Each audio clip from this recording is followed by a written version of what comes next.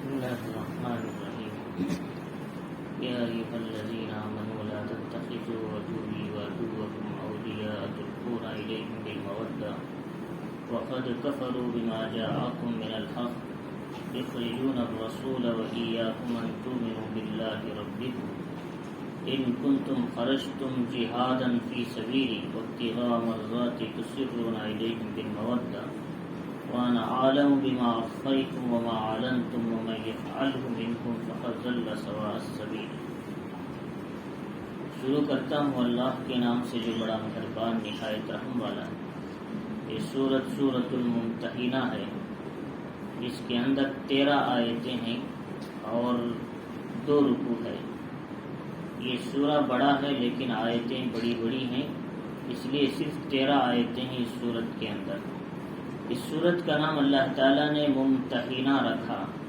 ممتحنہ یعنی وہ عورتیں جن کا امتحان لیا گیا، اور اسی وجہ سے امتحان لینے والے کو ممتحن کہتے ہیں. امتحان لینے والا، امتحان یمتحن امتحانا فہو ممتحن عربی کا لفظ ہے. فرمایا اس کے معنی ہی امتحان لینا، ایگزام لینا. تو لہذا اللہ رب العزت نے اس صورت کے اندر ہجرت یعنی صلح حدیبیہ کے بعد جو شرائط سخت طے ہوئے تھے، تو اس وقت جو عورتیں مکہ چھوڑ کر ایمان کے ارادے سے ہجرت کی اور مدینہ آئی، ان کا امتحان لینے اور ان کے ایمان کو جانچنے کا اللہ تعالیٰ نے حکم دیا. لہذا اسی تعلق سے اللہ تعالیٰ نے اس سورت کا نام سورۃ الممتحنہ رکھا. تو اللہ رب العزت نے بتایا کہ اے ایمان والو کہ لا تتخذوا عدوی وعدوکم اولیاء، کہ تم میرے اور اپنے دشمنوں کو دوست نہ بناؤ. اگر صرف اتنا سمجھیں گے تو مطلب سمجھ میں نہیں آئے گا کہ حضور صلی اللہ علیہ وسلم کے زمانے میں صلح حدیبیہ کے بعد 6 سن ہجری میں صلح حدیبیہ ہوا، تو اس میں یہ شرائط طے ہوئے کہ 10 سال تک مسلمان اور کافروں کے درمیان جنگ نہیں ہوگی. اب معاہدہ صلح ہے، امن ہے. اب نہ کوئی ان کی کوئی جماعت ان پر حملہ کرے گی، نہ ان کی کوئی جماعت ان پر حملہ کرے گی. آپس میں امن و سکون کے 10 سال ہوں گے. اتنے میں بنو قزاع، بنو بکر جو کچھ قبیلے تھے آپس میں مسلمانوں کے قبیلے پر رات چھاپا مار دیا کفار نے. تو ان کے کئی آدمیوں کو قتل کر دیا، زخم کر دیا. کعبے میں پناہ لینے والوں پر بھی زخمی کر دیا. تو ایسی حالت میں کفار نے حضور سے جو معاہدہ کیا تھا وہ معاہدہ ٹوٹ گیا. کیونکہ جب تک معاہدہ باقی رہتا ہے اس وقت تک سامنے والے کو بھی کیا ہے رکے رہنے کا حکم رہتا ہے. جب معاہدہ ٹوٹ جاتا ہے ایک دوسرے پر کبھی بھی حملہ ہو سکتا. تو چنانچہ انہوں نے معاہدہ توڑ دیا تھا، 10 سال تک ہم کسی پر حملہ نہیں کریں گے، لیکن انہوں نے حملہ کر دیا. تو چنانچہ اس شرطوں میں یہ شرط بھی طے ہوئی تھی کہ آپس میں ایک دوسرے کی کیا ہے معاہدے پہ باقی رکھیں گے، ایک دوسرے کے معاہدے کو نہیں توڑیں گے. تو جب توڑ دیا تو اللہ کے نبی علیہ الصلوۃ والسلام نے خفیہ طور پر، پوشیدہ طور پر صحابہ سے فرمایا اب ہم کو مکہ فتح کرنے کا موقع مل چکا ہے اور خفیہ طور پر مکہ فتح کرنے کی تیاری کرو، ہتھیار جمع کرو اور کیا ہے سامان رسد تیار کرو، لشکر تیار کرو. لیکن اس کی خبر کفار مکہ کو نہیں ہونا چاہیے. ادھر ابو سفیان کو پتا چلا کہ لوگ معاہدہ توڑ دیے ہیں. ابو سفیان آئے حضور سے کہنے لگے ہمارے قافلے والوں نے کیا تھا، ہم کو پتا نہیں. لوگوں نے کہا کہ ایسی سب بات نہیں ہے، جب تک تم کو پتا نہ ہو قافلے والے کیسے تمہارے لوگ ہمارے لوگوں پر حملہ کر سکتے ہیں. اب کوئی معاہدہ باقی نہ رہا، ٹوٹ گیا ہے، واپس چلے جاؤ. تو چنانچہ یہ جو اندر سے تیاری ہو رہی تھی مکہ فتح کرنے کی خفیہ طور پر، پوشیدہ طور پر، اس ماحول میں ایک عورت آئی جو مکے کے اندر گانا گانے والی تھی، مغنیہ، جس کا نام تھا سارا. تو چنانچہ وہ آئی حضور صلی اللہ علیہ وسلم کے یعنی مدینے کے اندر جب آئی تو حضور نے پوچھا کس وجہ سے آئی ہو مکے سے؟ تو اس نے کہا کہ ایمان لانے کے لیے آئی. فرمایا ایمان لانے کے لیے نہیں. پھر کس وجہ سے؟ فرمایا کہ ہمارے جتنے لوگ تھے مکے میں مجھے بلا کر گانا گاتے تھے اور میری گانا سنتے تھے اور مجھے تحفہ دیتے تھے، ہدایہ دیتے تھے، اس سے میری زندگی گزرتی تھی۔ سارے لوگ ہجرت کر کے مدینہ آ گئے اور جو بڑے بڑے لوگ تھے کفار بدر میں مارے گئے۔ اب میرا چلنا مشکل ہو گیا اور لہذا ایسے ماحول میں میں مدد طلب کرنے کے لیے آپ کے پاس آئی، میرے کوئی سامان، خوراک، کپڑے، سواری کا انتظام کر دیں۔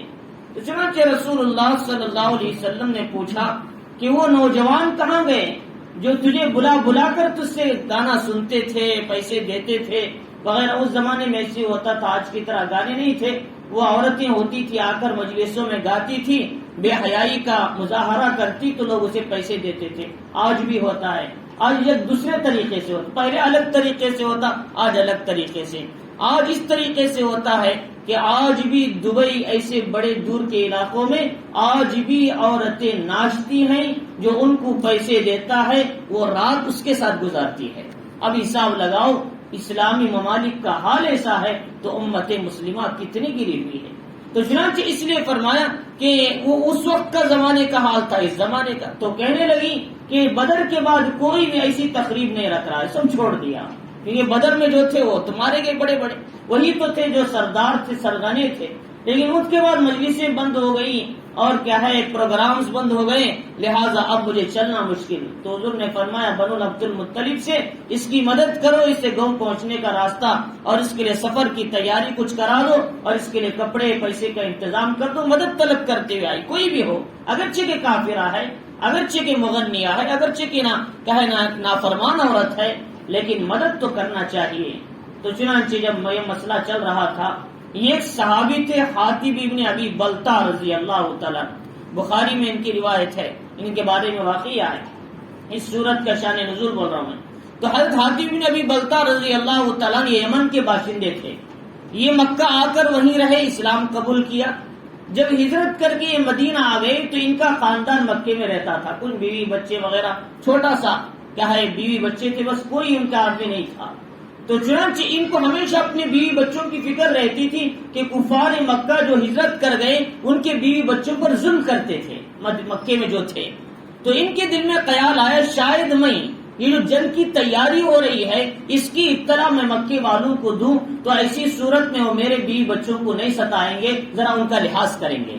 تو یہ ان کے دل میں خیال تھا، ان کا مقصد کوئی دوسرا نہیں تھا کہ حضور کی سازش کو فاش کرنا یا بولنا مقصد نہیں ہے، اندر سے بیوی بچوں کی محبت تھی، ہر کوئی انسان کو رہتی۔ تو چنانچہ انہوں نے یہ خط لکھا، یہ سارا نامی عورت کو دے کر بھیج دیا، اس کو مکے والوں کو دے دو۔ تو چنانچہ جب جانے لگی، یہ ادھر سے نکلی، ادھر سے جبریل امین آئے، محمد الرسول اللہ صلی اللہ علیہ وسلم کو بتایا کہ ایک عورت تمہاری راز فاش کرنے کے لیے خط لے کر جا رہی ہے، لہذا تم اس خط کو فوراً روکو، اور یہ روضہ خاک تک پہنچ چکی ہے۔ اس زمانے میں روضہ خاک ایک علاقہ تھا نخلستان کا، وہ علاقے تک چلی جا چکی تھی۔ یہ بھی بتایا کہ وہ عورت کہاں تک گئی ہے۔ حضور صلی اللہ علیہ وسلم نے حضرت مقداد، حضرت مرثد غنوی اور حضرت علی، بعض روایتوں میں حضرت عمار اور حضرت طلحہ اور حضرت زبیر، تو میرے حال وہ ان صحابہ کو صلی اللہ علیہ وسلم نے فرمایا تیزی کے ساتھ جاؤ، فلاں مقام پہ ایک عورت جا رہی ہے، اس سے وہ خط نکال کر لاؤ، اور اس کے پاس خط ہے وہ جو ہمارا راز فاش ہو جائے گا، وہ مکے والوں کو پتا چلے گا ہم فتح مکہ کے لیے مکہ فتح کرنے آ رہے ہیں۔ تو چنانچہ وہ اللہ رب العزت نے جو حکم دیا اطلاع کر دیا، جو پوشیدہ بات کی، یہ لوگ تیزی کے ساتھ گئے تو اس جگہ وہ عورت نظر آئی۔ اس سے کہا کہ لاؤ تمہارے پاس خط کون سا ہے؟ نے کہا میرے پاس کوئی خط نہیں۔ انہوں نے کہا اگر تم خط دو گی تو پرواہ نہیں، تمہارا سامان چیک کیا جائے گا، چیک کرنے کے بعد جو نہیں ملا ورنہ تمہارے کپڑے نکال دیے جائیں گے اور تمہاری گردن ختم کر دی جائے گی۔ تو یہ مسئلہ ایسا تھا اس وقت کا، اگر یہ خط کہیں پہنچ جاتا تو کہیں سے کئی مسائل آ جاتے، کیونکہ خط کی حفاظت کرنا تھا، راز فاش ہونے کا مسئلہ۔ اور جنگوں میں آپس میں ایسا راستہ اختیار کرنا جائز ہے جس میں سامنے والی کو دھوکہ ہو، یہ جنگوں میں جائز ہے، عام حالت میں نہیں۔ جنگوں میں کبھی کبھی حالات ایسے ہوتے ہیں کہ آدمی جنگ کے اندر جنگ ختم ہو گئی بول کر پہلے بھاگ جاتے ہیں، سب پیچھے والا کیا دیکھتا ہے جنگ ختم ہو گئی، لوگ ڈر کے بھاگ رہے ہیں، لیکن دوسرے راستے سے آ کر گھیر لیتے ہیں۔ یہ سب راستے ہیں جنگوں میں لڑنے کے۔ تو اس طریقے سے یہ مسئلہ ایسا تھا کہ اگر راز فاش ہوتا تو مسئلہ تو چنانچہ انہوں نے دھمکی دی تو عورت نے سوچا کہ اب کوئی راستہ نہیں، اپنے بالوں کی چوٹی سے نکال کر وہ خط ان کو دے دیا۔ تو چنانچہ تو اللہ کے نبی علیہ الصلوۃ والسلام کی اطلاع ہو گئی تھی وحی کے ذریعے، تو عورت کو چھوڑ دیا، یہ لوگ خط لے کر آئے۔ حضرت حاتم بن ابی بلتہ جو بدری صحابی تھے، مہاجرین اولین میں سے تھے، ان سے پوچھا تم نے یہ خیانت کا کام کیوں کیا؟ تم کو ہمارا جو راز تھا، ہم فتح مکہ کی تیاری کرنے والے تھے، اس راز کو تم فاش کرنا کیوں چاہتے تھے؟ مکے والوں کو کیوں بتانا چاہتے تھے؟ اللہ کے نبی میرا کوئی مقصد نہیں تھا، نہ میں کافر ہوں، نہ میں کافروں کا ساتھ دیتا ہوں، میں تو مسلمان اب بھی ہوں، میں بس میرے بیوی بچوں کی محبت کی وجہ سے میں نے ایسا کیا۔ میرے بیوی بچے مکے میں ہیں، دیگر حضرات جو مہاجرین آئے ان کے بیوی بچے بھی ہیں، لیکن ان کے خاندان والے وہ ان کو بچا لیتے ہیں، لیکن میرا کوئی خاندان نہیں، میرے بیوی 2-3 بچے ہیں، ان کا کوئی خاندان نہیں، لہذا کفار ان پر بہت ظلم کر رہے ہیں، شاید میں اس اطلاع دوں تو اس احسان کو سمجھ کر میرے بیوی بچوں پر ظلم نہ کرے کم از کم۔ میرا یہ مقصد تھا اور کوئی دوسرا مقصد نہیں تھا، میں نے اپنی بیوی بچوں کی فکر میں یہ کیا، ورنہ تو آپ کو اللہ تعالیٰ فتح دینے والی اس میں کوئی شک نہیں ہے، لہٰذا میرے ذات فاش کرنے سے تمہیں کوئی نقصان نہیں ہوگا، میں نے یہ کام کیا۔ اللہ کے نبی علیہ الصلوۃ والسلام نے بھی سوچا ہاں یہ جو بول رہے ہیں کریکٹ بات ہے، ان کا مقصد اسلام کے خلاف سازش نہیں ہے بلکہ اپنی بیوی بچوں کی محبت میں ایسا کیا ہے، تو اللہ کے نبی علیہ الصلوۃ والسلام نے بھی معاف کر دیا۔ بازو میں حضرت عمر رضی اللہ تعالیٰ کھڑے تھے، فرمایا اللہ کے نبی اس نے مسلمانوں کا اور کیا ہے آپ کا ایک راز فاش کیا ہے، اجازت دے میں اس کی گردن اڑا دوں۔ اللہ کے حضرت عمر رضی اللہ تعالیٰ تو ہمیشہ اسی تیاری میں رہتے تھے، جب تک اسلام نہیں لائے تو مسلمانوں پہ ظلم ہوتا، اسلام لائے تو کفار کی گردنیں اڑانے میں تیار رہتے تھے۔ تو چنانچہ انہوں نے یہ بات کہی تو اللہ کے نبی نے فرمایا عمر کیا تم نہیں جانتے بدری صحابہ کے بارے میں اللہ نے فرمایا یہ سب کے سب مغفور ہیں، ان کے گناہ بخش دیے گئے، آئندہ کریں گے تو بھی ان کو معاف کر دیا جائے گا۔ یہ بدری صحابہ ہیں، اللہ تعالیٰ نے ان کے بارے میں فیصلہ سنا دیا ہے، افعلوا ما شئتم قد غفرت لكم، تم جو چاہے کرو، تم سے کوئی کوتاہی بھی ہو گئی میں نے تمہیں معاف کر دیا۔ کیوں؟ اس لیے کہ تم نے اس وقت میں نبی کا ساتھ دیا تھا جبکہ نبی کے پاس نہ تعداد تھی نہ مال تھا، اس زمانے میں تم نے ساتھ دیا تھا۔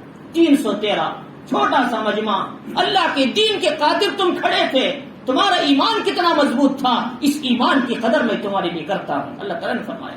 تو چنانچہ تو اللہ کے نبی نے فرمایا عمر یہ بدری صحابی ان کو تم مارو گے، اور انہوں نے ہجرت مہاجرین اولین میں سے، لہذا ان کا کہنا غلط ہے، انہوں نے جو کیا غلط کیا، لیکن ان کا عذر صحیح ہے، لہذا ان کو معاف کر دو۔ تو لیکن اللہ رب العزت نے وہ جو حضرت حاتم نے ابی بلتہ نے جو کیا اس کے تعلق سے اللہ سبق سکھانے کے لیے، یہ بتانے کے لیے اللہ نے ان آیتوں کو اس صورت کو اتارا اور بتایا کہ دیکھو کبھی بھی تم کافروں سے دوستی مت کرو، اگرچہ کہ تم دوستی کرتے ہو تو ہماری دوستی کا لحاظ کریں گے، لیکن جب تک کافر ہے تم مسلمان ہو، کبھی بھی یہ تمہارے دوست نہیں بن سکتے۔ چنانچہ تم نے اپنی بیوی کی اپنے بچوں کا خیال کیا، لیکن یہ تمہارے دوست نہیں ہیں، اگر تمہیں موقع مل گیا تو تمہیں حملہ کرنے، تم کو اسلام سے پھیرنے تک کو تیار ہیں، تو لہٰذا کبھی بھی یہ دوستی نہیں بن سکتی، کیونکہ وہ کفر پر ہیں، تم مسلمان ہیں، تم کو جو مکے سے نکالا گیا کس بنیاد پر؟ اسلام کی بنیاد پر۔ تم کو مکے میں تکلیف دے رہے کس بنیاد پر؟ تم اپنے رب پر ایمان لائے اس بنیاد پر، تم ایک خدا کے ماننے والے ہو، کبھی بھی تم کفر کا ساتھ نہیں دینا۔ اللہ تعالیٰ نے ان آیتوں میں اتارا تو اللہ تعالیٰ فرما رہا ہے یا ایھا الذین آمنوا، ایمان والو، لا تتخذوا عدوی وعدوکم اولیاء، کہ تم میرے اور اپنے دشمنوں کو دوست نہ بناؤ۔ کون؟ کافر۔ تلقون الیہم بالمودہ، اور تم کے ان سے کیا ہے دوستی کا اظہار کرو، پیغام دو۔ فرمایا وقد کفروا بما جاءکم من الحق، جبکہ انہوں نے اس حق کا انکار کیا جو تمہارے پاس آیا ہے۔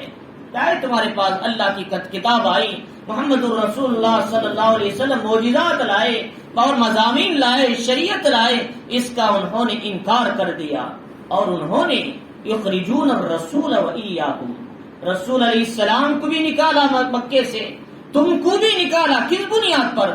کوئی تمہاری دشمنی تھی نہیں، ان تؤمنوا باللہ ربکم، ایک بات کی بنیاد پر کہ تم ایک اللہ پر ایمان لائے ہو، تم ایک اللہ پر ایمان لانے کی وجہ سے تمہیں مکے سے بھی نکالا، تم پر ظلم کیا، ان کا کوئی اور مقصد نہیں تھا، بس تمہارے ایمان لانے سے ان کو دشمنی ہے۔ تو لہذا تم مومن ہو، اور اپنے ایمان کے خاطر نہ تمہارے بیوی بچے کام آئیں گے قیامت کے دن، نہ تمہاری اولاد کام آئے گی، بلکہ اگر تم پکے مومن ہیں تو تمہارے اعمال کام آئیں گے۔ لہذا تم اپنے بیوی بچوں کی فکر میں پڑھ کر کہیں ایمان کو نہ بیچ دو، اللہ تعالیٰ فرما رہی۔ تو اللہ رب العزت نے فرمایا ان کنتم خرجتم جہادا فی سبیلی، جبکہ تم میرے راستے میں جہاد کے لیے نکلے ہو، وابتغاء مرضاتی، میری رضامندی کو چاہتے ہوئے، تسرون الیہم بالمودہ، کہ ایسی صورت میں تم ان سے دوستی نہیں کرنا ہے، پھر بھی تم لوگ کیا ہے پوشیدہ طور پر ان سے محبت کا پیغام دے رہے ہو۔ وَأَنَا عَالَمُ بِمَا أَخْفَيْتُمْ وَمَا أَعْلَنْتُمْ، جو تم چھپاتے ہو اسے بھی میں جانتا ہوں، جو تم ظاہر کرتے ہو اسے بھی جانتا ہوں۔ حاتم بن ابی بلتہ نے جو خط دیا تھا کسی کو پتا نہیں تھا، لیکن میں دیکھتا تھا وہ خط کسے دے رہے تھے، وہ کہاں پہنچایا جا رہا تھا، کون سے راز کو فاش کیا جا رہا تھا، وہ میں جانتا تھا، لیکن کوئی نہیں جانتا۔ اللہ رب العزت فرما رہی وَمَن يَفْعَلْهُ مِنكُمْ فَقَدْ ضَلَّ سَوَاءَ السَّبِيلِ، جو تم میں سے ایسا کرے گا وہ راہ راست سے بھٹک جائے گا۔ اللہ رب العزت نے کس طرح تنبیہ فرمائی کہ یہ چھوٹی سی کوتاہی پر، اور یہ چھوٹی کوتاہی دراصل نہیں تھی بلکہ بڑا مسئلہ تھا۔ اللہ رب العزت نے فرمایا إِن يَثْقَفُوكُمْ يَكُونُوا لَكُمْ أَعْدَاءَ، اگر وہ تم پر قابو پالیں کسی وقت جنگ میں، تم پر قابو پالیں تو تمہارے کھلے دشمن ہوں گے وہ، وَيَبْسُطُوا إِلَيْكُمْ أَيْدِيَهُمْ وَأَلْسِنَتَهُمْ بِالسُّوءِ، اور ان کے ہاتھ ان کے زبان سے دست درازی ہوگی برائی سے، وَدُّوا لَوْ تَكْفُرُونَ، وہ دل سے چاہتے ہیں کہ تم بھی کافر بن جاؤ، وہ دل سے چاہتے ہیں کہ پھر کفر کی طرف تم آ جاؤ اسلام چھوڑ کر۔ لَن تَنفَعَكُمْ أَرْحَامُكُمْ وَلَا أَوْلَادُكُمْ، تمہاری اولاد، تمہاری رشتہ داری قیامت کے دن کام نہیں آئے گی۔ یوم یفر المرء من اخیہ وامہ وابیہ، انسان اپنے ماں سے، اپنے باپ سے، اپنے بھائی سے قیامت کے دن بھاگے گا، نہ باپ بیٹے کا ہوگا، نہ بیٹا باپ کا ہوگا، نہ بیٹی ماں کی ہوگی، نہ ماں بیٹی کی ہوگی، ہر ایک اپنی فکر میں لگیں گے، کوئی تمہارا لحاظ نہیں کرے گا قیامت کے دن، اعمال کا، ایمان کا اعتبار ہوگا۔ تو اللہ رب العزت نے فرمایا وہاں کوئی کسی کا کام نہیں آئے گا۔ یا ایھا الناس اتقوا ربکم واخشوا یوما لا یجزی والد عن ولدہ ولا مولود هو جاز عن والدہ شیئا، دیکھو قیامت کے اس دن سے ڈرو اے لوگو، اس دن نہ بیٹا نہ باپ کے کچھ کام آئے گا، نہ باپ نہ بیٹی کے کچھ کام آئے گا، کوئی کچھ کسی کا نہیں، ہر ایک اپنی اپنی فکر میں لگے ہوں گے، یہاں تک کہ انسان کے کپڑے تک نہیں ہوں گے لیکن پھر بھی اسے اپنے جسم کا خیال نہیں ہوگا، لیکن آخرت کے میدان محشر کا خوف اس پر اس طرح طاری ہوگا، وہ بھاگتا ہوگا لیکن اسے کپڑے کی فکر نہ ہوگی۔ امت کا قیامت کے دن کا حال ایسا ہوگا۔ تو اللہ رب العزت فرما رہے ہیں کہ وہاں کوئی کسی کا کام نہیں آئے گا، یفصل بینکم، اللہ تمہارے درمیان حق بات سنائے گا، فیصلہ کرے گا، واللہ بما تعملون بصیر، اللہ تعالیٰ تمہارے عمل کو دیکھ رہا ہے۔ اور فرمایا قد کانت لکم اسوۃ حسنہ، اللہ نے میرے ایک مثال دی، دیکھو ایمان اور کفر کے درمیان کیسی سخت نفرت تھی حضرت ابراہیم کی زندگی دیکھو۔ حضرت ابراہیم علیہ السلام، ان کے باپ کافر تھے، ان کا خاندان کافر تھا، ان کے رشتہ دار کافر تھے، لیکن انہوں نے دین کے خاطر، ایک اللہ کی وحدانیت کے خاطر باپ کو بھی چھوڑ دیا، ماں کو بھی چھوڑ دیا، خاندان کو چھوڑ دیا، قبیلے کو چھوڑ دیا، بس اللہ کا دین بلند ہو جائے، ان کی اتباع کرو۔ ابراہیم علیہ السلام کی زندگی کو دیکھو، ان کا ایمان کیسا تھا، انہوں نے سب کچھ چھوڑ دیا، خاندان کو چھوڑ دیا، بس ایک اللہ کے دین کے لیے۔ اللہ رب العزت فرما رہی کہ اللہ تعالیٰ نے قد کانت لکم اسوۃ حسنہ، کہ تمہارے لیے ابراہیم علیہ السلام کی زندگی میں بہترین نمونہ ہے، والذین معہ، جو ان کے ساتھ ایمان لائے۔ حضرت سارہ اپنے گھر والوں کو چھوڑ دیا ایمان کے خاطر، حضرت لوط اپنے باپ کو چھوڑ دیا ایمان کے خاطر، حضرت ابراہیم اپنے گھر والوں کو چھوڑ دیا ایمان کے خاطر، انہوں نے بس ایمان کو مقصد بنایا، اپنے خاندان قبیلے کو چھوڑ دیا۔ اللہ رب العزت فرما رہے ہیں اذ قالوا لقومهم انا براء منکم، انہوں نے اپنی قوم سے کہا کہ ہم تم سے بری ہیں اور برات کا اظہار کرتے ہیں، اور تم سے بھی اور ان معبودوں سے بھی تم اللہ کے علاوہ جس کی عبادت کرتے ہیں۔ اور فرمایا کفرنا بکم، ہمارا عقیدہ تمہارے عقیدے سے الگ ہے، ہم ہمیشہ تمہارے کفری عقائد کا انکار کرتے ہیں، ہمارے تمہارے درمیان بغض اور عداوت جب تک رہے گی جب تک کہ تم ایک اللہ پر ایمان نہ ڈالو۔ ابراہیم علیہ السلام نے کہا ہمارا تمہارا تعلق ایمان کی بنیاد پر ہے، اور دشمنی ہے تو بھی ایمان کی بنیاد پر. تم جب تک ایمان نہیں لاؤ گے ہماری دشمنی تم سے رہے گی، تم ہمارے سے. ہم تمہارا تو کوئی تعلق نہیں تمہارا ہمارا. یہ کسے کہہ رہے ہیں؟ اپنے ابا سے کہہ رہے ہیں، اپنے خاندان سے کہہ رہے ہیں. آج ہوگا تو کیا کہیں گے؟ بھائی دوست کی محبت میں ذرا دعوت کھا سکتا ہوں، غلط بدعت کی. بھائی رشتے دار کی محبت میں کچھ کر سکتا ہوں. کہ لوگ کہتے ہیں کہ مولانا فلاں حضرات نے دعوت دی ہے اور فلاں نے کیا ہے رجب کے مہینے میں پور کی دعوت دی ہے، لیکن وہ رشتے دار ہی نہیں گئے تو کیا سمجھیں گے؟ نہیں گئے تو کیا سمجھیں گے؟ چھوڑو، اس لیے کہ خدا اس کے رسول سے ناراض ہے. ابراہیم علیہ السلام نے خاندان کو قربان کر دیا دین کے خاطر، کیا ہم اپنے دوستی کو قربان نہیں کر سکتے؟ الحب فی اللہ البغض فی اللہ. اللہ کے لیے محبت کرو، اللہ کے لیے بغض رکھو. اگر آج ہم نے غلط بات کی تائید کیا، ان کا ساتھ دیا، تو کل کے دن قیامت میں محمد الرسول اللہ صلی اللہ علیہ وسلم سوقن بول کر آب کوثر سے محروم کر دیں گے. تو چنانچہ اس لیے فرمایا کہ کسی کے دباؤ میں آ کر، کسی کی دوستی میں آ کر، کسی کی مصلحت کو سمجھ کر بدعات کو فروغ مت دو، کہ بدعات سے رکنا ہی اصل دین ہے. محمد الرسول اللہ صلی اللہ علیہ وسلم نے جو دین بتایا اس پر چلنے کا نام دین ہے. اپنے خیالات، اپنے احساسات، اپنی دوستی پر چلنے کا نام دین نہیں ہے. اللہ رب العزت نے تو یہاں بتایا کہ ابراہیم علیہ السلام نے خاندان کو ٹھکرا دیا دین کے خاطر. تو اللہ رب العزت فرما رہی کہ انہوں نے کہا کہ جب تک تمہارا ہمارا تعلق ہے اس وقت تک، جب تک کہ ایمان کی تم ایمان لاؤ. اگر ایمان نہیں لاتے تو تم کو نہ تمہارا راستہ الگ، ہمارا راستہ الگ. ابراہیم علیہ السلام نے کہا کہ اللہ قول ابراہیم لابیہ، مگر ایک بات میں ابراہیم علیہ السلام کی پیروی نہیں کر سکتے. ایک بات کیا تھی؟ فرمایا انہوں نے جب شہر چھوڑ کر جانے لگے، ان کے ابا نے کہا لأرجمنک وہجرنی ملیا، کہ مجھ سے ایک زمانے تک تو دور ہو جا، تو میری معبودوں کو برا بھلا کہے گا، میں تجھے پتھر سے مار مار کر ہلاک کر دوں گا.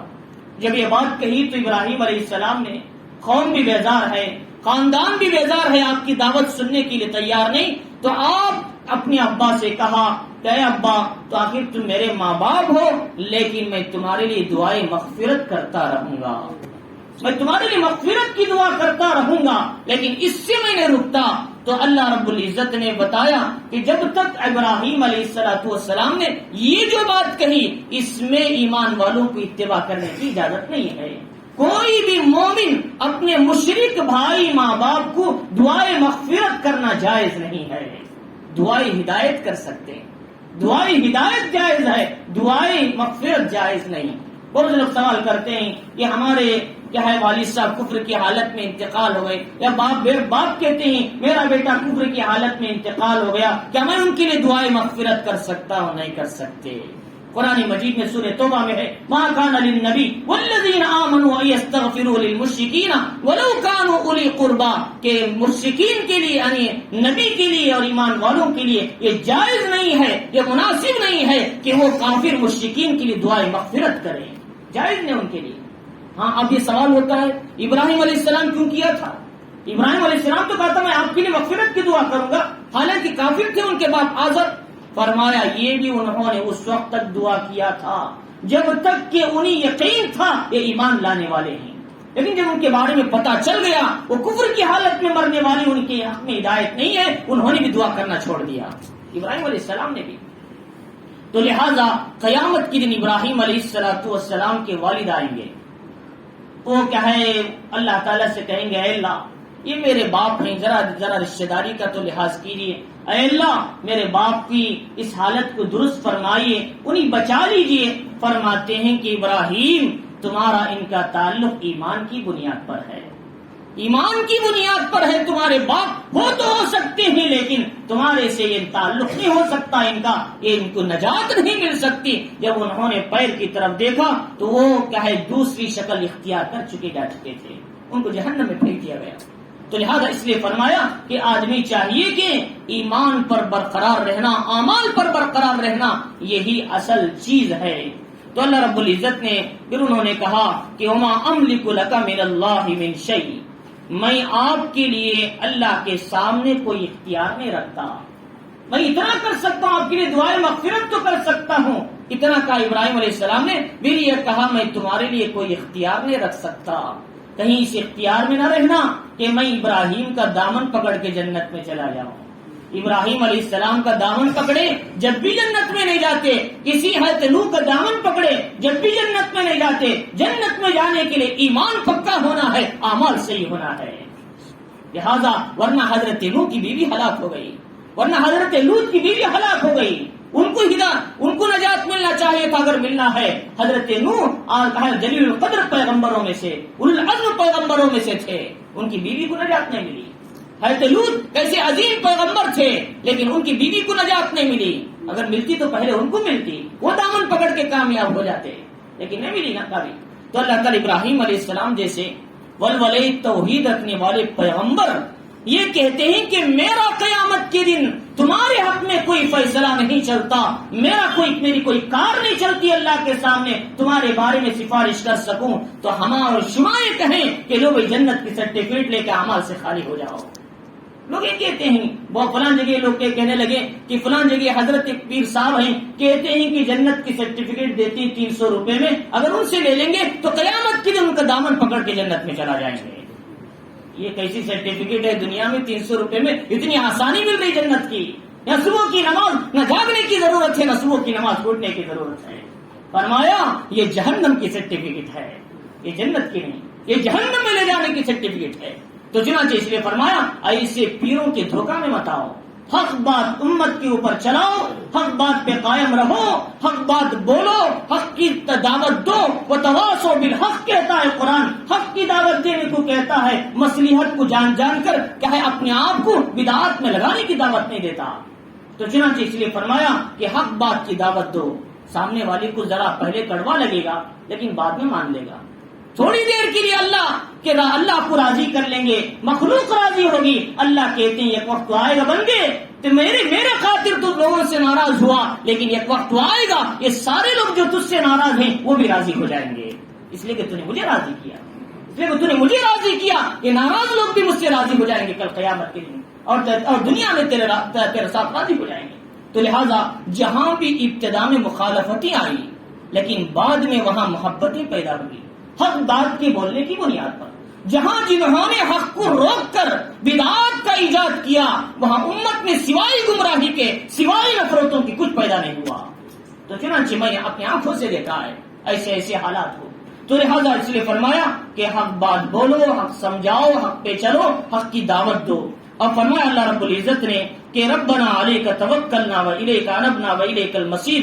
تو ابراہیم علیہ السلام نے کہا اے اللہ ہم تجھی پر بھروسہ کرتے ہیں, ہم تیری طرف رجوع ہوتے ہیں, و الیک المصیر اور تیری ہی طرف لوٹ کر آنا ہے. اللہ رب العزت نے فرمایا ربنا لا تجعلنا فتنة للذین کفروا. پھر ایمان والے کہتے ہیں اے اللہ کافروں کے لیے ہمیں آزمائش نہ بنا, ہمارے پروردگار ہمارے گناہوں کو بخش دے.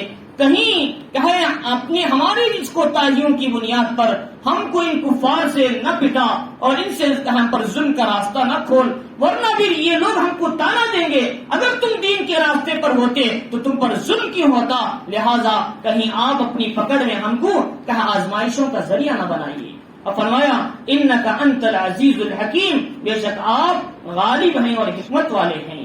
اللہ رب العزت نے پھر اسی مضمون کو دوبارہ لوٹائے. لقد کان لکم فیہم اسوۃ حسنہ, تمہارے لیے نبی حضرت ابراہیم علیہ السلام کی زندگی میں بہترین اسوہ ہے. لمن کانا, اس شخص کے لیے جو اللہ پر آخرت کے دن پر ایمان رکھتا ہے. ومن یتولی, جو کوئی منہ پھیر لے, فإن اللہ هو الغنی الحمید, اللہ کی ذات تو بے نیاز ہے, قابل تعریف ہے, قابل ستودہ ہے.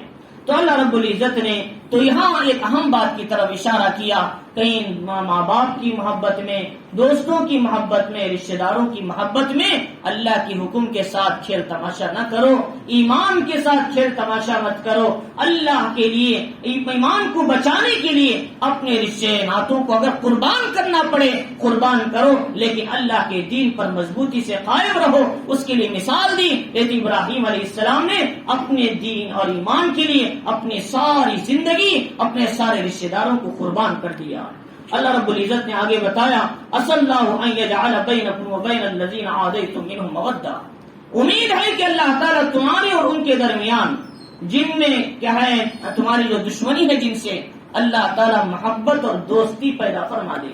اور واللہ قدیر، اللہ تعالیٰ قدرت والے، اللہ تعالیٰ بخشش والے اور رحم کرنے والے. یہ آیت کا کیا مطلب؟ ابھی تو اللہ تعالیٰ کافروں سے دوستی کو منع کر رہے، لیکن ابھی فرما رہے ہیں کہ اللہ تعالیٰ تمہارے اور تمہارے دشمنوں میں اللہ تعالیٰ دوستی ڈال دیں گے. کیا مطلب ہے؟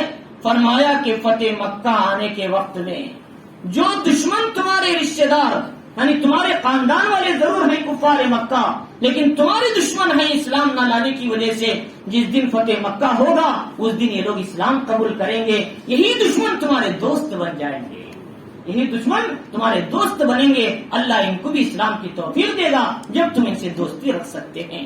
چنانچہ روایتوں میں آتا ہے محمد رسول اللہ صلی اللہ علیہ وسلم جب فتح مکہ کے لیے 10,000 صحابہ کا مجمع تھا، چار طرف سے 4 لشکریں آئی تھی، 3 2,500 ہزار کی. ان میں ایک لشکر میں خالد ابن ولید کمانڈر تھے لشکر کے. جب جا رہے تھے تو کفار چھپ چھپ کر گھروں میں دیکھ رہے تھے. محمد رسول اللہ صلی اللہ علیہ وسلم نے فرمایا بھائی آج کوئی آدمی ابو سفیان کے گھر میں ہے وہ محفوظ ہے، آج کوئی آدمی اپنے گھر میں بند ہے وہ محفوظ ہے، آج کوئی آدمی کعبۃ اللہ میں ہے محفوظ ہے، آج کسی پر کوئی ظلم نہیں ہوگا. لیکن وہ لوگ جنہوں نے نبی کو ستایا تھا، نبی کے راستے میں کانٹے بچھائے تھے، نبی کے گلے میں رسی ڈال کر سجدے میں کھینچا تھا، نبی کی پیٹھ پر اونٹ کی اجڑیاں رکھی تھی، نبی کے چہرے پر نعوذ باللہ تھوکا تھا، نبی کے کپڑوں پر گندگی ڈالی تھی، وہ لوگ ڈرنے لگے آج ہمارے ساتھ کیا ہوگا. محمد رسول اللہ صلی اللہ علیہ وسلم نے کعبۃ اللہ کی چابی کھلوائی، عثمان بن طلحہ لا کر چابی دے دیے. ایک وقت میں ہی عثمان بن طلحہ سے نبی نے پوچھا تھا اے عثمان لاؤ چابی، میں نماز پڑھنا چاہتا ہوں. عثمان نے دینے سے انکار کیا تھا. نبی نے کہا تھا عثمان ایک وقت آئے گا تم میری جگہ کھڑے ہوگے اور میں تمہاری جگہ کھڑا ہوں گا، چابی میرے کو دو گے اور تم میرے سامنے غلام کی طرح کھڑو گے. وہ وقت نبی پاک علیہ السلام نے فرمایا دیکھو وہی وقت ہے، تم میرے سامنے ہاتھ بن کے کھڑے ہو اور چابی میرے ہاتھ میں ہے. اور فرمایا کہ جب اللہ کے نبی علیہ السلام نے چابی کھولی تو ادھر بتوں کو ایسے اشارہ کرتے جال حق و زحق الباطل، مارتے نہیں اشارہ کرتے تو بت نیچے گرتے چلے جاتے تھے. فرمایا کہ سارے بتوں کو توڑ دیا. حضرت بلال کو حکم دیا جاؤ کعبۃ اللہ پہ اللہ کے نام کو بلند کرو. آپ کی اذان ہوئی تو پورے عرب کے اندر کوہرام مچ گیا. آپ کی آواز ایسی تھی پورے عرب میں سے رونے کی آوازیں آئی مسلمانوں سے. تو چنانچہ اللہ کے نبی علیہ الصلوۃ والسلام نے پھر تمام لوگوں کے سامنے اعلان کیا. حالانکہ اللہ نے صرف فتح مکہ کے ایک دن مکے میں بھی خون ریزی کو جائز قرار دیا تھا. مکے میں بھی ایک دن خون ریزی کو جائز قرار دیا تھا. نبی چاہتے تو ایک ایک کی گردن اتار سکتے تھے، لیکن نبی نے کہا اے لوگوں میں نے تم سب کو معاف کیا، میں بھی تمہیں وہ کہتا ہوں. یوسف علیہ السلام نے اپنے بھائیوں سے کہا تھا بھائی جو ہو گیا ہو گیا، میں نے تم کو معاف کر دیا. ایسے ہی آج اے مکے کے ظالموں مشرکوں تم نے مجھ پر ظلم کیا ہے، میرے صحابہ کو مارا ہے، میرے صحابہ کو سولیوں پر چڑھایا ہے، لیکن میں تمہارے ساتھ ایسا نہیں کرتا. جاؤ انتم الطلقاء، تم سب آزاد ہو، آج میں تمہاری کوئی پکڑ نہیں کرتا. جب یہ بات سنی کفار مکہ جوق در جوق اسلام میں آنے لگے. فرماتی 4,000 لوگ اسلام میں داخل ہوئے ایک دن کے اندر. 4,000 لوگ. یہ اللہ تعالیٰ فرما رہی کہ ایک وقت تو آئے گا تمہارے دشمن اسلام قبول کریں گے تو تمہارے دوست بن جائیں گے. تو چنانچہ تو اللہ کے نبی علیہ الصلوۃ والسلام نے جو اعلان کیا اس کے بعد عثمان بن طلحہ کی چابی اللہ کے نبی کے ہاتھ میں تھی مکے کی. تو اللہ تعالیٰ نے عثمان بن طلحہ کے ہاتھ میں چابی دیا تھا زمانے سے.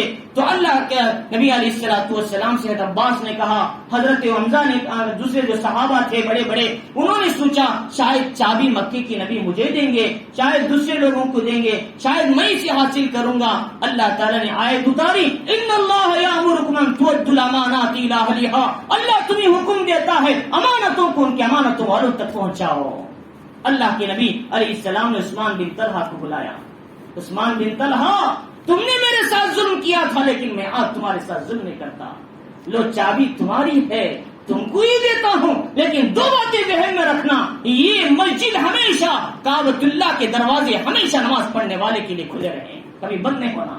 اور فرمایا اس گھر کو اللہ کے لیے، اللہ کے بندوں کے لیے ہمیشہ صاف رکھنا، اس مسجد کو کبھی بند نہ کرنا. یہی محمد الرسول اللہ صلی اللہ علیہ وسلم کا حکم ہے. تم رات کے 1 بجے جاؤ، کعبۃ اللہ کے دروازے بند نہیں ہوتے. تو چنانچہ یہ حضور کا فرمان تھا، آج تک عرب اس کا لحاظ کر رہے ہیں۔ تو چنانچہ مدینے کے اندر تو کبھی کبھی دروازے بند ہو جاتے ہیں، لیکن مکے کے دروازے رات بھر جاؤ تمہارے لیے کھلے رہتے ہیں، طواف کرنے والوں کے لیے، نماز پڑھنے والوں کے لیے۔ تو بہرحال تو بتا رہا تھا محمد الرسول اللہ صلی اللہ علیہ وسلم نے جو احسان کیا اس کے نتیجے میں ہزاروں لوگ اسلام میں آنے لگے۔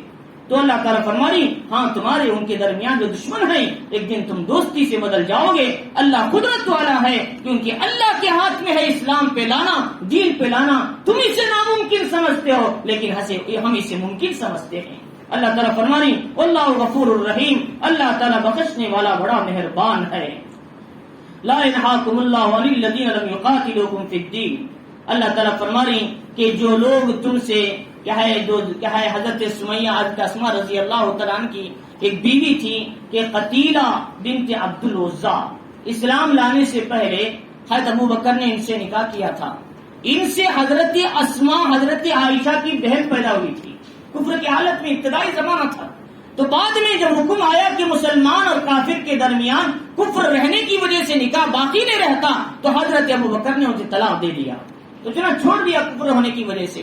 تو بہرحال تو وہ بعد میں آئی حضرت اسماء کے پاس، ان کی بیٹی تھی، ان سے پیدا ہوئی تھی، تو انہوں نے ان کے لیے تحفے لائے اور ان کے پاس آئے، ان کے گھر میں بیٹھنا چاہا اور ان سے بات کرنا چاہا، ان سے کچھ مدد طلب کرنا چاہا۔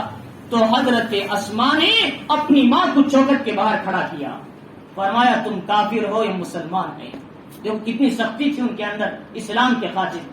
تو چنانچہ فرمایا جاؤ پہلے محمد الرسول اللہ صلی اللہ علیہ وسلم سے مسئلہ پوچھ کر آؤ، میری ماں کافرہ تھی پہلے اور وہ اب آئی ہے، مجھ سے مدد طلب کرتی ہے، اور لہٰذا کیا میں ان کے ساتھ مدد کر سکتی ہوں؟ کیا میں ان کے تحفے تحائف لے سکتی ہوں؟ کیا میں اپنے گھر میں انہیں داخل کر سکتی ہوں؟ کیا میں ان کی مدد کر سکتی ہوں؟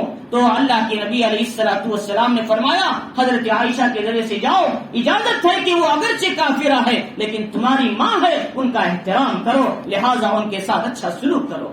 تو حضرت اسماء نے جب اندر جانے کی اجازت دی، یہ تھا ان کے اندر اسلام کی محبت۔ چنانچہ اس وقت میں اللہ تعالیٰ نے آیتوں کو اتارا۔ اللہ تعالیٰ تمہیں ایسے لوگوں سے لڑنے کی اجازت نہیں دیتا جو تم سے نہیں لڑتے، تم سے کوئی بغض نہیں رکھتے، اگرچہ کہ کافر ہیں لیکن تم سے دوستی رکھتے ہیں یا تم سے محبت رکھتے ہیں، ایمان و اسلام والوں کو دیکھ کر خوش ہوتے ہیں، تمہاں ان کا کوئی دشمنی نہیں ہے۔ ایسے کافروں کو تم بھی کیا تکلیف مت دو، ان کو نہ ستاؤ، بلکہ وہ تمہارے ساتھ اچھا سلوک کرتے ہیں، تم بھی ان کے ساتھ اچھا سلوک کیا کرو۔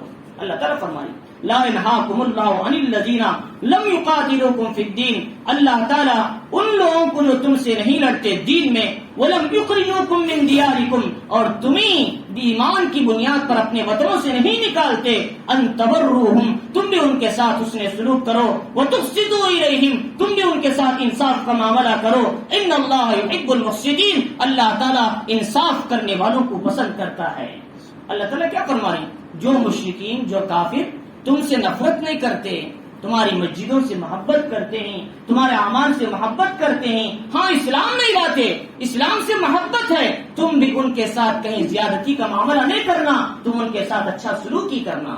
اسی لیے فرمایا اگر اس مسلمان کو دھوکہ دیتے ہیں یہ بھی ناجائز ہے، اگر یہ کافر جو ہمارے مقابل میں اسے دھوکہ دیتے ہیں تو یہ بھی ناجائز ہے۔ تو چنانچہ اس نے فرمایا جیسے مسلمان کو تکلیف دینا حرام ہے، وہ کافر جو ہم سے محبت کرتا ہے اسے تکلیف دینا بھی اسلام میں حرام ہے۔ چنانچہ اس نے فرمایا اسلامی تعلیمات اعتدال کے ہیں، اگر وہ سامنے والا مقابل پہ آتا ہے، جب تلوار اٹھانے کا حکم سامنے والا ہم سے محبت کرتا ہے ہم بھی اس سے محبت کرنے کا حکم دیتے ہیں۔ اب یہ سوال کرتے ہیں لوگ بھئی ہماری مسجد میں یہ غیر آ کر نماز پڑھنا چاہتا ہے، کیا پڑھ سکتا ہے؟ فرمایا ہاں غیر بھی مسجد میں آ کر نماز پڑھ سکتا ہے، دیکھ سکتا ہے اعمال کو مسلمانوں کے، ہو سکتا ہے اعمال دیکھ کر اسلام میں آ جائے۔ لہذا محمد الرسول اللہ صلی اللہ علیہ وسلم کے زمانے میں یہود بھی نماز آ کر پڑھتے تھے، کافر بھی آ کر مسجدوں میں نماز پڑھتے تھے اور پیچھے بیٹھتے تھے، لہذا کافروں کو مسجد میں آنے سے نہیں روکنا چاہیے، لیکن ہاں ان کو اسلامی تعلیمات بتانا ہے، ہمارے اصول میں مسجد میں آنے کے لیے پاک ہونا چاہیے، پاک ہو کے آؤ، غسل کر کے آؤ، ضرور آ سکتے ہو، تاکہ وہ لوگ اسلام کے اخلاق کو، ایمان کو، اعمال کو دیکھیں گے، ہو سکتا ہے اسلام کے قریب ہو جائے۔ کتنے ایسے طلبا ہیں کہ نوجوان ہیں جو نوجوانوں کی محبت میں وہ بھی روزہ رکھتے ہیں رمضان میں، وہ آپسی دوست مسلمانوں کی محبت میں وہ بھی نماز پڑھتی آ کر، اللہ تعالیٰ ان کو اسلام کی ہدایت عطا فرمائے۔ تو چنانچہ لہذا کبھی بھی اگر کوئی کافر آئے اسے نہیں ڈھکلنا باہر، لہذا اسے دیکھنے دینا چاہیے اسلام کے اعمال کو۔ میں اسی لیے بول رہا ہوں، میرے پاس جو بھی میں بولتا ہوں میرے پاس ایک حدیث دلیل ہوتی ہے، میں جو بات بولتا ہوں میرے پاس دلیل کے بغیر میں نہیں بولتا۔ تو حضرت سمامہ ابن اسال رضی اللہ تعالیٰ عنہ صحابی تھے، انہوں نے پہلے ابتدائی زمانے میں صحابہ کے قافلے جاتے تو گھات لگا کر بیٹھ کر قتل کر دیتے تھے مسلمانوں کو۔ تو اللہ کے نبی علیہ الصلوۃ والسلام نے صحابہ کو حکم دیا، جاؤ پکڑ کر لاؤ اسے۔ تو جب ان کو پکڑ کر لائے، نبی نے گردن نہیں اڑائی، بلکہ حضرت رسول اللہ صلی اللہ علیہ وسلم نے مسجد نبوی کے اندرونی حصے میں ستون سے ان کو باندھ دیا، ستون سے باندھ دیا، کہا مسجد کے اندر باہر نہیں، اور فرمایا کہ دیکھو سمامہ کو کھانا بھی دو پانی بھی دو، اس کے کھانے کا لحاظ کرو، اس کے پانی کا انتظام کرو، اسے بھوکا نہیں رکھنا، اور بس میں اس لیے اس کو باندھا ہے تاکہ اعمال دیکھ سکیں۔ تو چنانچہ انہوں نے ان کو باندھا گیا، فرماتے ہیں کہ وہ 3 دن مسجد کے اندر رہے۔ تو لہذا مسجد کے صحابہ کے اخلاق کو دیکھتے تھے، صحابہ کے جان نثاری کو دیکھتے تھے، صحابہ کے ایثار کو دیکھتے تھے، صحابہ کے مل بیٹھنے کو دیکھتے تھے، صحابہ کی عبادتوں کو دیکھتے تھے، صحابہ کے دل کے اعمال کو دیکھتے تھے، صحابہ کے رات کے اعمال کو دیکھتے تھے۔ 3 دن کے بعد حضور نے پوچھا کیا ارادہ ہے بھائی سمامہ؟ فرمایا کچھ نہیں کہا۔